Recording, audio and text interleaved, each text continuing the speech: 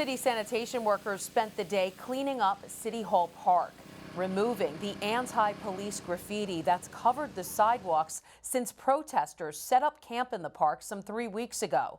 Those protesters have also been cleared out. We are horrified at what we see here.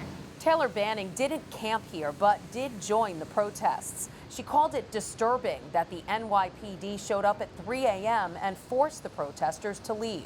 This is a disrespect to Black lives. This is disrespect to the movement, to every single person who's been out here showing love, showing protest, showing freedom to assemble.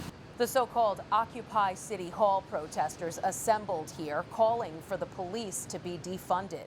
But Mayor Bill de Blasio says over the last few weeks, the gathering got smaller with fewer protesters and more homeless people. We do always respect the right to protest, but we have to think about health and safety first, and the health and safety issues were growing. So it was time to take action. The mayor was asked about the slow response in removing the anti-police graffiti here, but quick response to cleaning up the vandalized Black Lives Matter murals. Each situation, though, is different, and this was a particularly complex situation down here. Look, I made very clear that graffiti on those public buildings in this area is being cleaned up right now as we speak. It's not acceptable. It will be gone.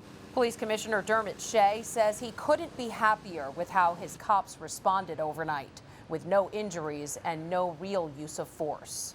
A number of individuals did not want to leave.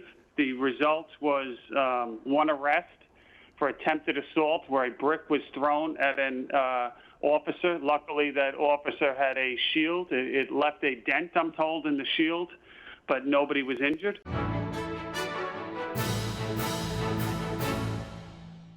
If you're watching Currents News on YouTube, be sure to hit the subscribe button and then click on the bell to get instant updates about all of our newest content, because we are putting your faith in the news.